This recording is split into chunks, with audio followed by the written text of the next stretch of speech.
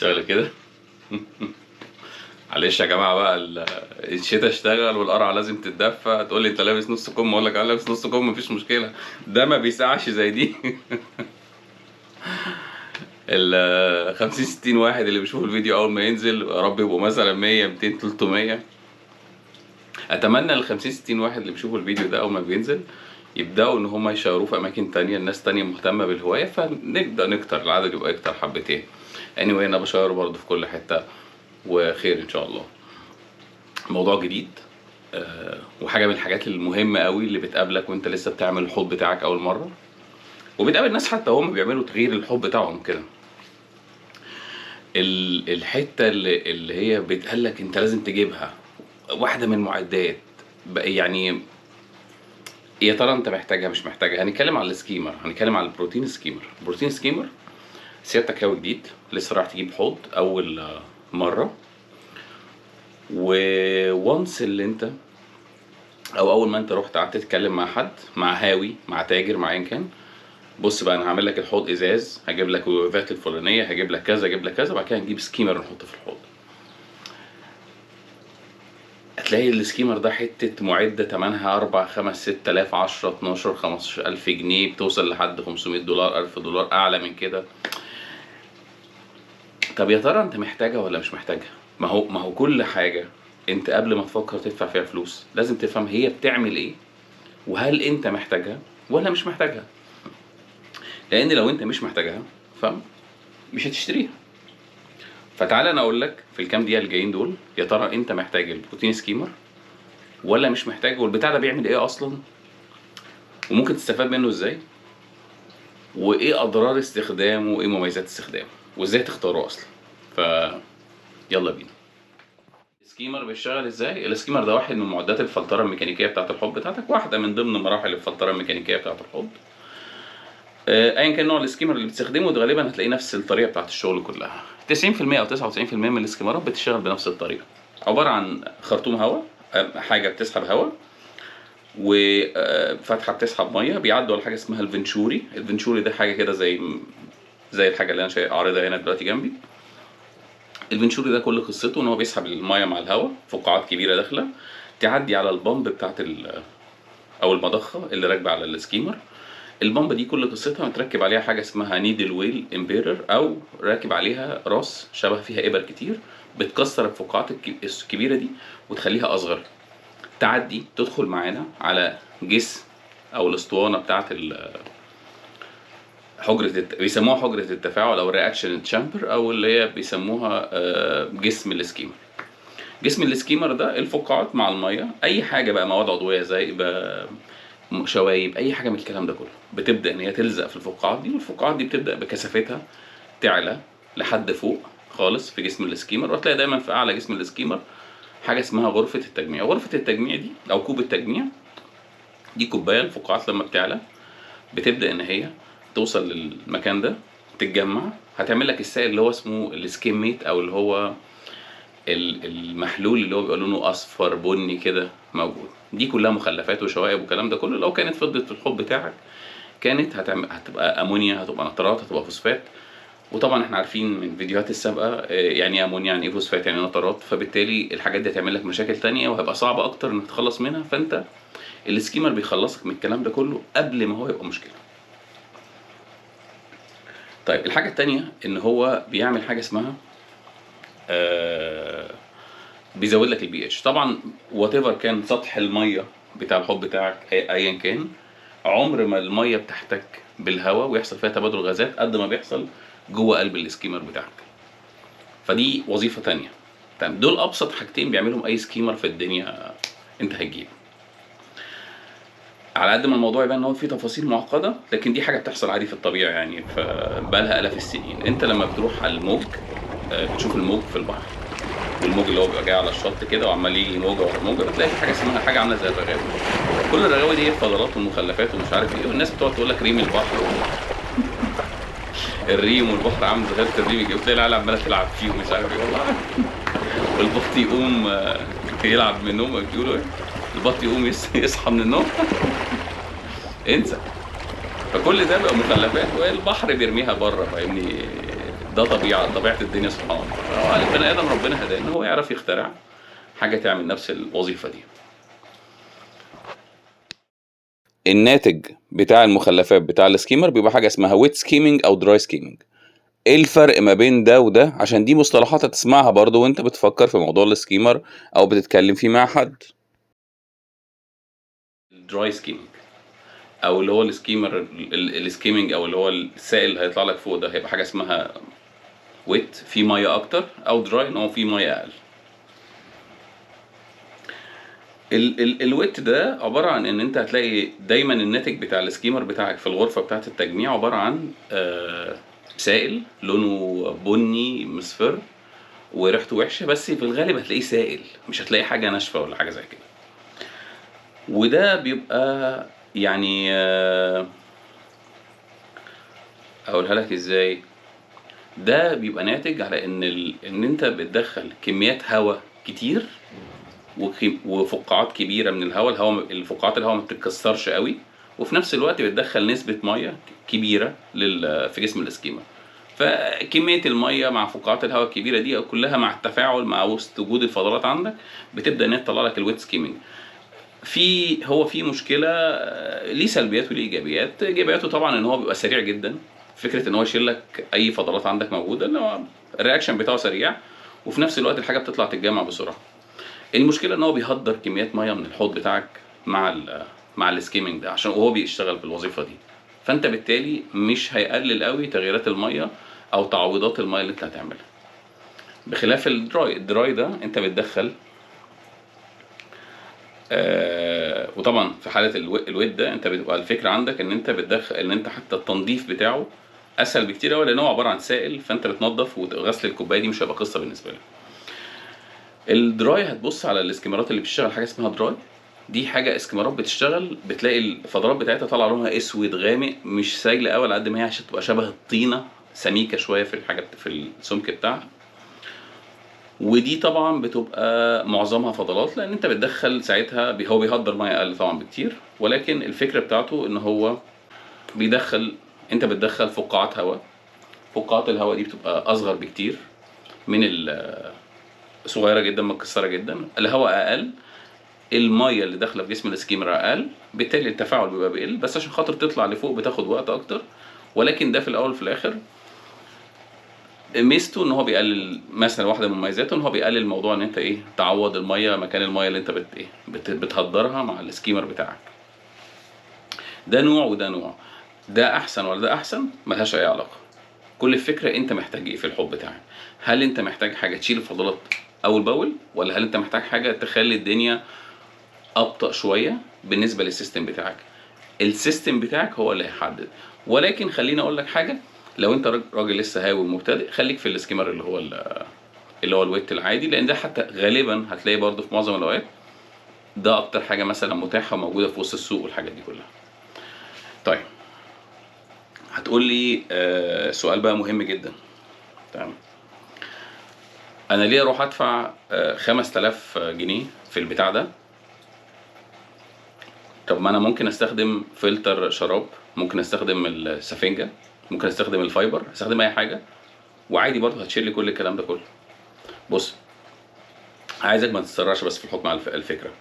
خلي بالك انا بقول لك ان هو واحد من مراحل الفلتره الميكانيكيه، فاصلا السكيمر ده في حاجات هتعدي على فلتر الشراب هو هيحجزها اوريدي، في حاجات بقى تانية دايبه في الميه، ده اللي السكيمر هيشيله. يعني اللي هيعدي على فلتر الشراب والسفنج والكلام ده كله السكيمر قادر يشيل اكتر من كده. بس هل يا ترى انت بقى محتاج السكيمر ده ولا مش محتاج السكيمر؟ ده هو السؤال المهم اللي انت المفروض تساله لنفسك. اجابه على السؤال ده قطعا لا، انت في الغالب ممكن تكون مش محتاج السكيمر. اساسا السكيمر ده مش واحده من القطع اللي انت بتشتريها اول ما انت تعمل الحوض المالح بتاعك، اول ما تعمل حوض المارين بتاعك وانت في السايكل والكلام ده كله، مش محتاج السكيمر اصلا في اول شهر قبل ما تضيف اي كائنات عندك والكلام ده كله، انت بتبقى بتجهز في الدوره البيولوجيه بتاعت الحوض.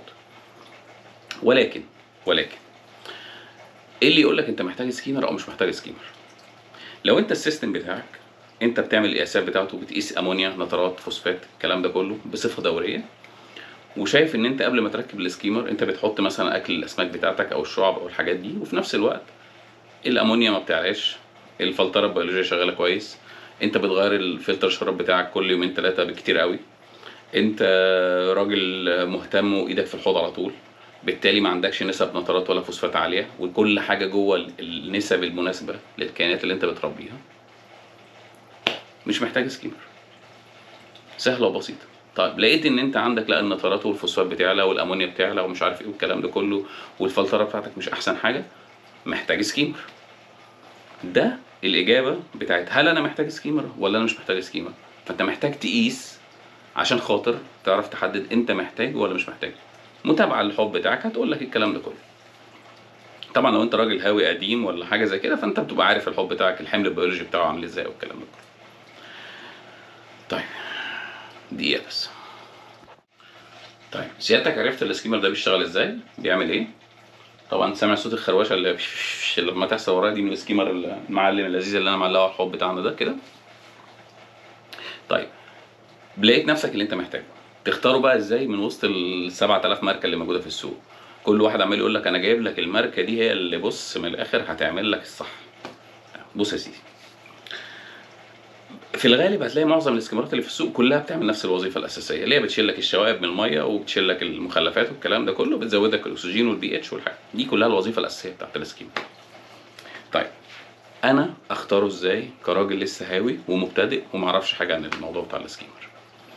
بص يا سيدي، اول حاجه هتفكر فيها المساحه اللي انت متاح ليك انك تحطه فيها السكيمر. يعني انا لما هاجي اجيب السكيمر ده، انا ايه المناسب بالنسبه للحوض بتاعي؟ صلاة العصر. ماشي. طيب المناسب بالنسبه للحاله مثلا زي الحاله بتاعتي، ده حوض قدامنا زي ما احنا شايفين، الحوض ده فيه صنب خلفي، مفيش مساحه كبيره حواليه. كل اللي انا كان متاح عندي ان انا يا اما اعلق سكيمر زي ده يبقى هانج على الحوض، او اجيب سكيمر من اللي هو بيتحط في الصنب، او حاجه من اللي بتتحط جوه الحوض. دي المساحه المتاحه بالنسبه لي. في الحوض القديم كان 650 لتر، وكان عندي صنب تحت الحوض، فبالتالي كان عندي مساحه اللي انا احط فيها سكيمر اللي هو انترنال، اللي هو بيقعد جوه الصنب، بغطسه في الميه بطريقه ما على ارتفاع معين وبحطه. في سكيمرات تانية او في ناس تانية تبقى عندها مساحه ان هو يحط مثلا سكيمر جنب الحوض او تحت الحوض، او ممكن نركب له مواسير يبقى سكيمر خارجي. فاول نقطه في الاختيار لازم تعرف ايه المناسب للحوض بتاعك، فشوف الحوض بتاعك وشوف ايه المناسب بالنسبه لك، وابدا دور على حاجه شكلها كده ده اللي هينفع معاك. طيب تاني حاجه بتبص لها، ودي حاجه مهمه جدا، ودي حاجه بقى اللي بتتكتب في مواصفات السكيمر، عدد اللترات بتاعه الميه بتاعه الحوض بتاعك. سيادتك كل مره وانت بتفتح اي مواصفات لاي ماركه انت بتشوفها السكيمرات، هتخش على صفحه الشركه المنتجه او هتبص على الكرتونه مثلا بتاعه السكيمر. كرتونه السكيمر بيبقى مكتوب عليها مواصفات ان هو والله بص السكيمر ده مناسب لكذا، الفولت بتاعه كذا، عدد اللترات كذا كذا. فانت بتبدا تشوف عدد اللترات بتاعتك بتاعه الميه قد ايه في الحوض. انا مثلا ده حوض 120، فانا جبت السكيمر اللي هو اللي اسمه الدوفن البي اس 2012. السكيمر ده مناسب لحد حوض لحد 200 لتر.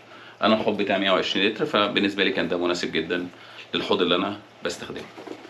سيادتك الحوض بتاعك 200 300 400، تبدا تدور على حاجه تتناسب مع عدد اللترات اللي انت هتبقى عاملها في هتبقى موجوده في الحوض بتاعك. طيب الحاجه الثالثه اللي انت تبص عليها في السكيمر حاجه اسمها الحمل البيولوجي بتاع الحوض بتاعك. والكلمه الحمل البيولوجي دي بتبقى برضه في المواصفات مكتوبه على الانترنت للسكيمر او الكلام ده كله، اللي هو بيقول لك مثلا انت ممكن تستخدم السكيمر ده لحوض 400 لتر، بس الحمل البيولوجي بتاعه يكون ميديوم، متوسط او قليل او اعلى.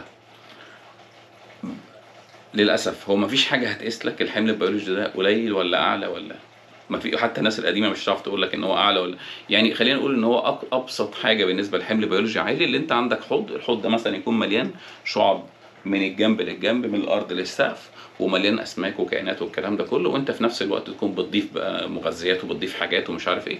هنا انت بتتكلم في حمل بيولوجي عالي. دي اقرب مقياس احنا ممكن نقوله لكلمه حمل بيولوجي عالي.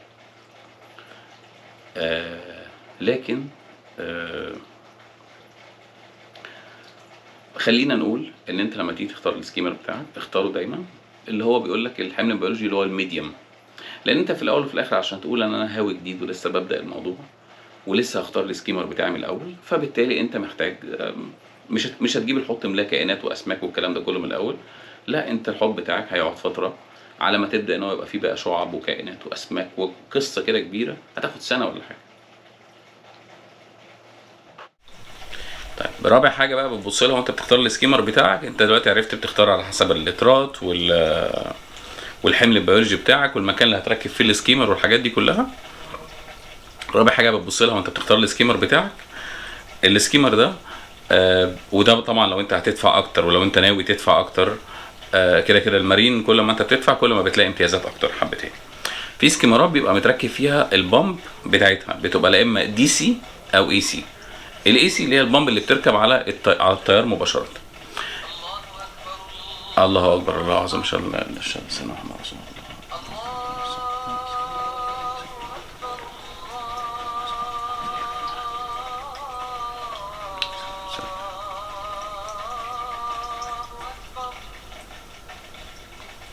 اوكي. أشهد أن لا إله إلا الله. أشهد أن لا إله إلا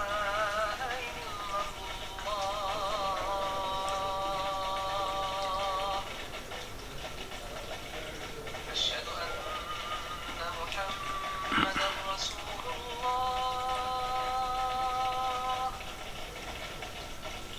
أشهد أن محمدا رسول الله.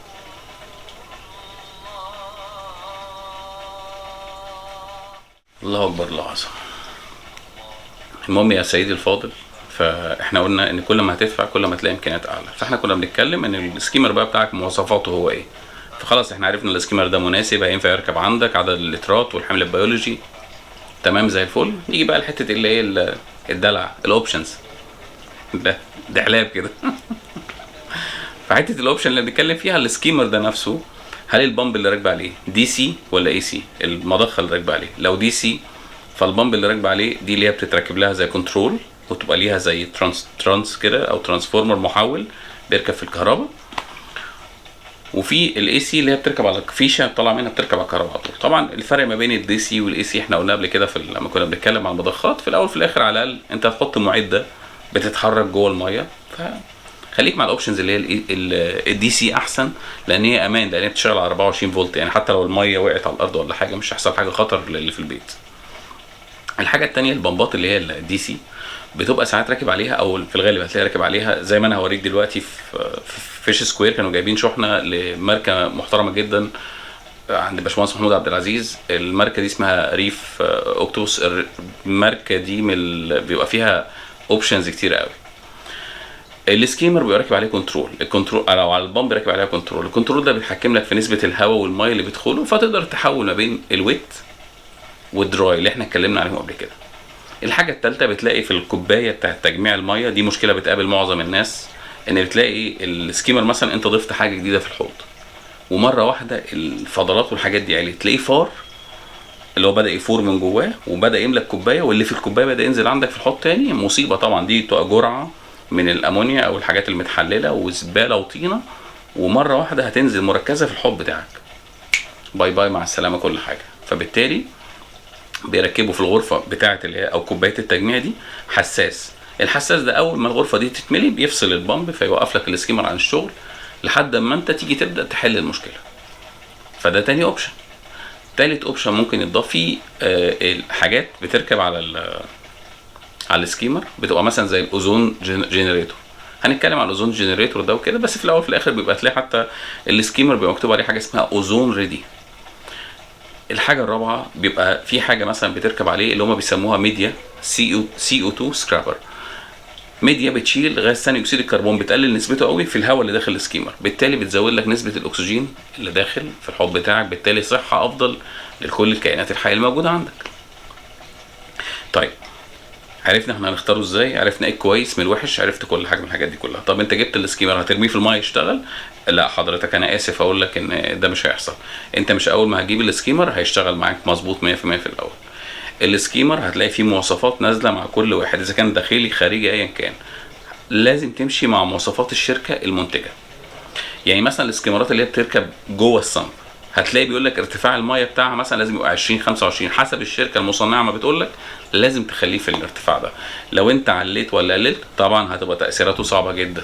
ده غير الاسكيمر اللي بيركب بمواسير خارجيه، قصه ساعتها ارتفاع الميه مش هيفرق، لان هو المضخه بتسحب على قد كميه معينه. طيب الاسكيمر وقت ما انت بتركبه بياخد معاك وقت اسبوع اسبوعين على ما تبدا تظبطه ان هو شغال بنسبه ان هو بيطلع الفضلات ما بيفورش، وفي نفس الوقت يعني بيتناسب مع الحمل البيولوجي بتاع الحوض بتاعك. اللي هو انت بتشغل السكيمر، ظبطت معدل الهواء، ظبطت معدل الميه، كل يوم كل شويه هتبدا تبص عليه بيجمع فوق ولا ما بيجمعش، الدنيا تمام مش تمام، تبدا ان انت تبدا تظبطه، تظبط الهواء، تظبط مش عارف لحد ما توصل لدرجه ان هو شغال تمام زي الفل. كل مره بقى انت هتزود الحمل البيولوجي بتاع الحوض بتاعك، ممكن تضطر ان انت تظبط السكيمر تاني بما يتناسب شغله مع الحمل البيولوجي الجديد، اللي هو ضفت صخور، ضفت شعب، ضفت اسماك، ضفت ايا كان، هتحتاج ان انت تظبط الكلام ده كله تاني من اول وجديد.